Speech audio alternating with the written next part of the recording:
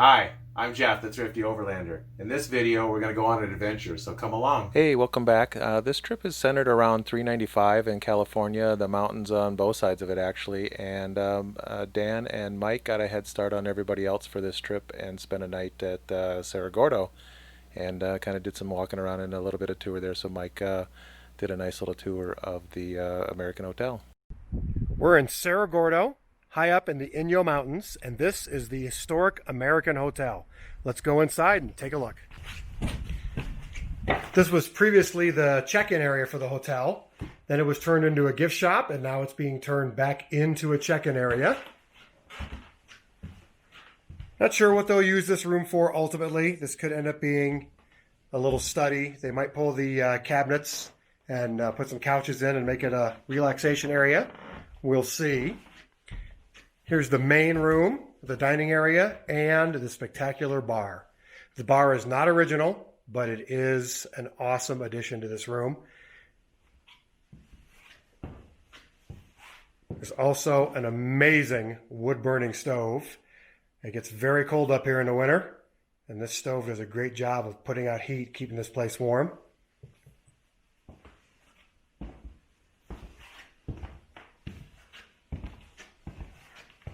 Back here is the more modern kitchen area.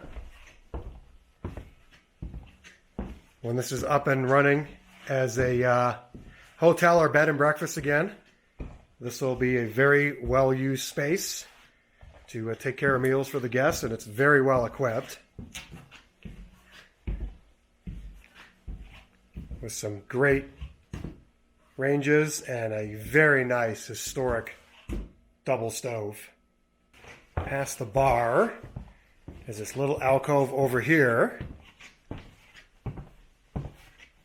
set up for the poker game.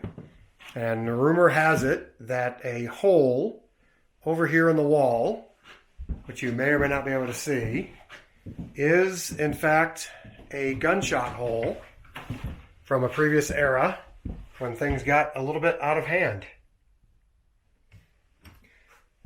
There's an upstairs as well.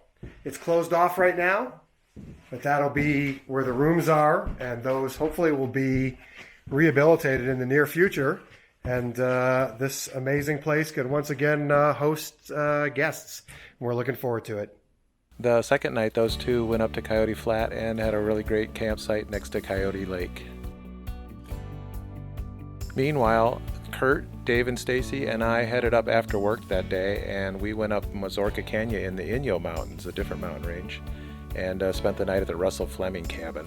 This cabin's not too far from the start of Mazurka Canyon, and it's a nice little stop. It's a high enough elevation that it gets it cooler. This is a hot weekend of Labor Day. So here's the morning view from the Russell Fleming cabin. Partway up Mazurka Canyon. The Mazurka Canyon Road and beyond makes for a really nice loop. You can leave Independence, go up the mountain to Mazurka Peak through Badger Flat, and then past the peak there's Papoose Flat, and then you come out through some switchbacks onto Death Valley Road and then down to Big Pine. It's a nice little loop. The views of the Sierra Mountains is pretty incredible from the top of Mazurka Peak as well. It's gorgeous up there. I highly recommend it. The off-road part of this route is about 40 miles, and it's not that hard. From Big Pine, the rest of us headed over to meet up with Mike and Dan at Coyote Flat, and from there you get to it via a road off to the, I guess it would be the southwest corner of Bishop. The road up to Coyote Flat's got a bunch of switchbacks, and it's a little bit rough and rocky, but nothing that just a decent clearance vehicle couldn't handle. We always love our water crossings. From there, the three vehicles we went to Funnel Lake. That's got a really rocky road to get to, but the views of the lake is really nice. Funnel Lake is pretty popular. There's always a few people camping there, it seems like. From there we went down to the south part of the flat. That's the area that actually has the runway. They used to do high altitude testing there. And towards the south end of the entire Coyote Flat area is where we were meeting up with Mike and Dan at a cabin there. All right, another beautiful campsite along Baker Creek. Nice little fire ring. Got some flat area here. Creek's flowing beautifully. This one's babbling a little bit more.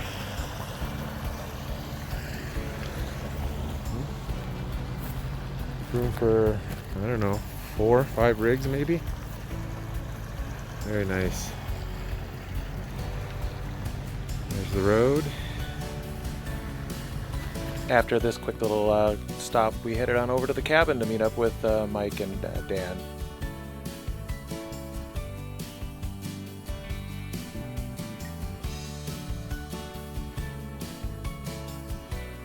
We just got set up for camp in the Eastern Sierra.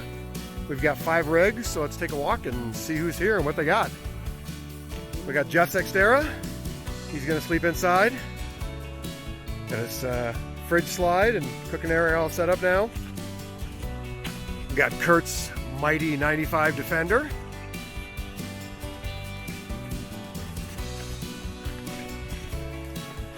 We got the Beast with the rooftop tent popped up, set up here in the trees.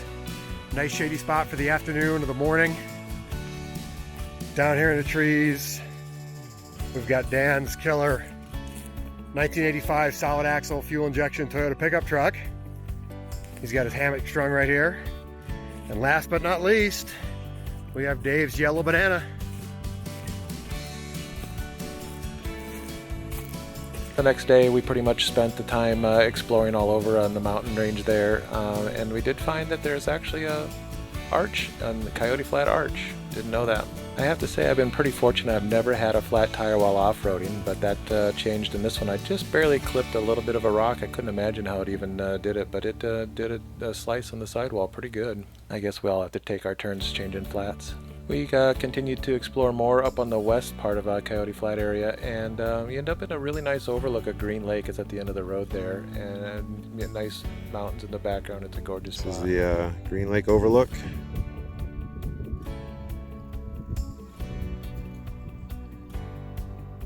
Another little lake down there. Still some snow in the Sierras. It's gorgeous up here.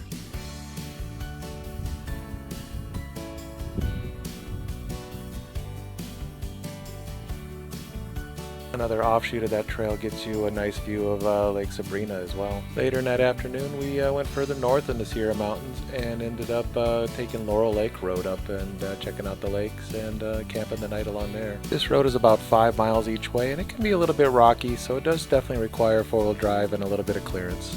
The lake itself gets pretty busy on weekends, so there was quite a few people camping there. We really were just checking it out for the views and stuff. It's really nice up there. It can be a little windy, and it's definitely a high elevation. It's well over 10,000 feet, so the right time of year it can be kind of chilly up there. About halfway down the road, there's a nice aspen grove along a creek, and that's where we decided to spend the night there. It was really nice. Good morning. I wanted to show you a little bit around our camp on this Labor Day weekend.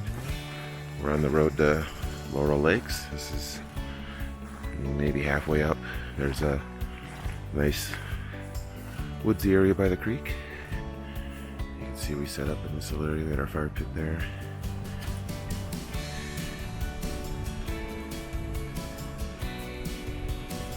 Kurt's truck. This is such a nice spot. I'll show you here. Just right down by the water.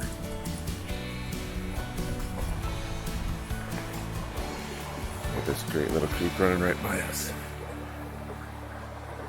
Mike's set up. He's still sleeping. It's early 7-something in the morning.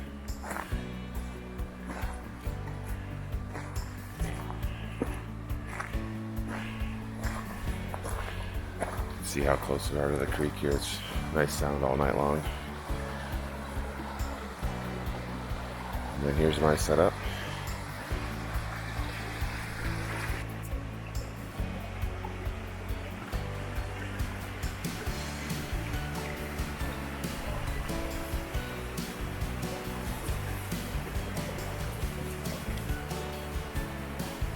Wanted to show how the view is looking up the camp here, right up into the mountains. It's gorgeous. From there we went a little bit further south again and went to Wheeler Ridge. This is definitely a tricky 4x4 trail.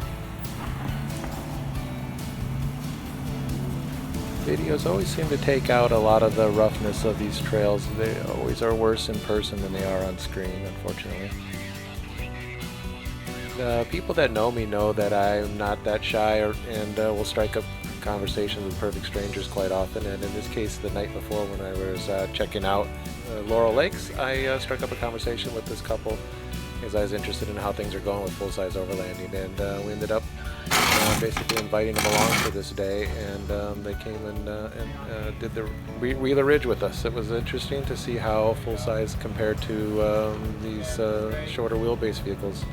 In a lot of cases, they actually did better than I thought they would, but better than some of the short wheelbase vehicles as well. It was interesting. Wheeler Ridge is about 6.5 miles. The first couple of miles is a lot of this. It's kind of boulders to crawl over and a lot of scrapage on our frames and rock sliders. There's no two ways around that. It was slow going, but it was also kind of challenging and fun.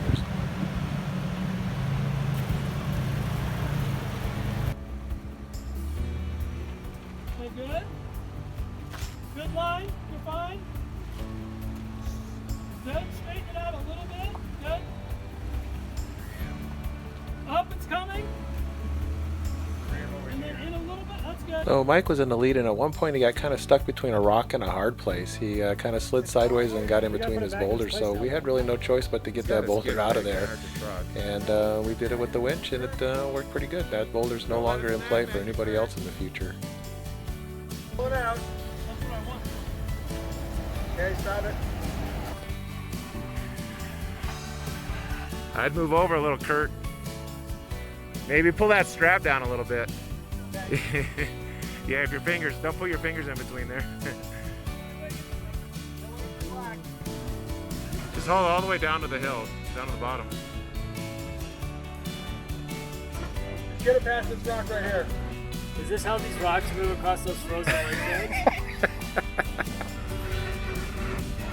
You want to dig out from in front of it or let it go? What? Let it go. Yeah, you only got another couple, 3 feet to go. That thing's gone forever.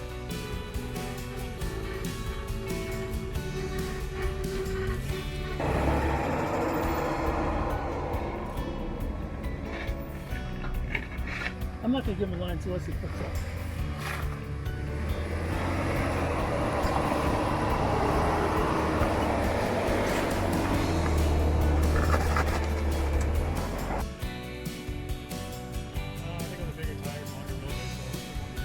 Maybe the 35s make that big a difference over 33s?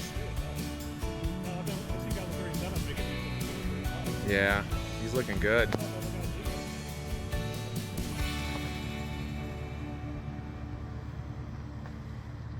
What about this stump? How does he get by that?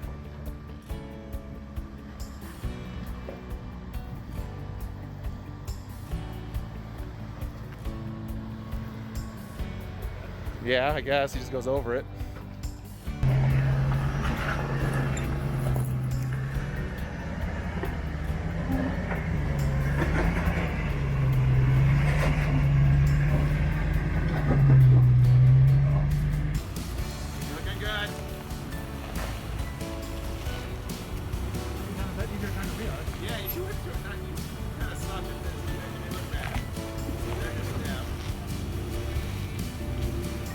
After a couple hours of kind of rock crawling, it flattens out a little bit, and there's a seasonal lake up there as well. And there was some people up there playing around in the water, having a little bit of a beach day.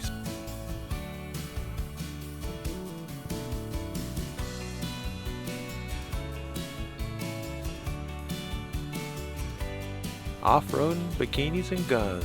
I'd have to say only in America.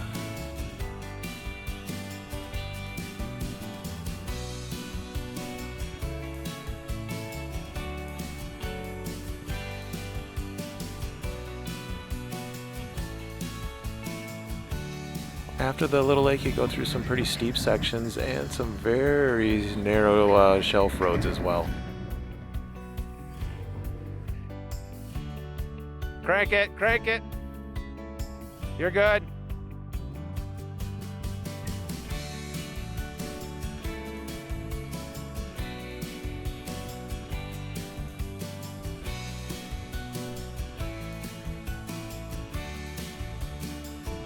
All right, so we're at the top of Wheeler Ridge.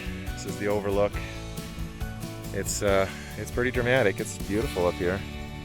This is the whole Bishop Valley area. I don't know, I guess it's Pine Valley right below us. And then, you know, the trees in the background are all, that's all Bishop. The White Mountains. And then down there further is the Inyo Mountains further. This is actually Mount Tom straight across from me right there.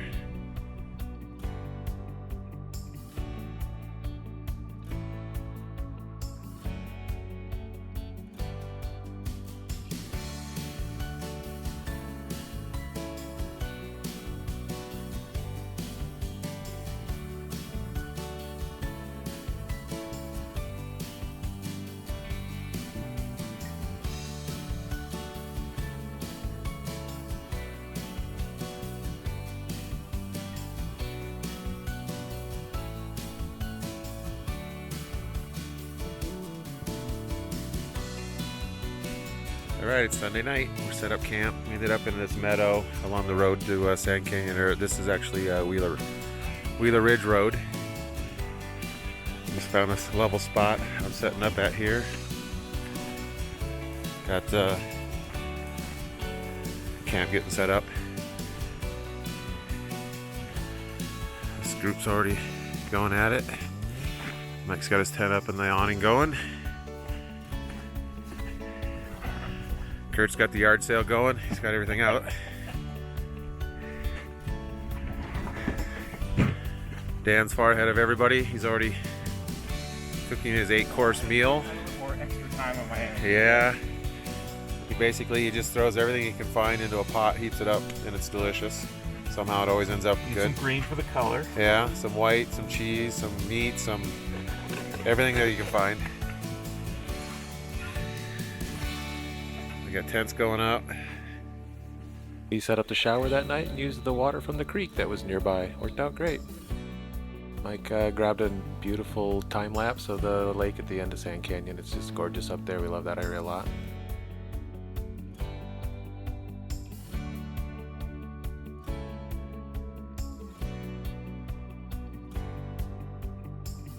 After this, some of us had to get back to work, so the three of us headed home. More air up time. Mike and Dad another day or so, so they headed over to the White Mountain Range. That was our third mountain range of this weekend, so they enjoyed a nice camp by some old cabins.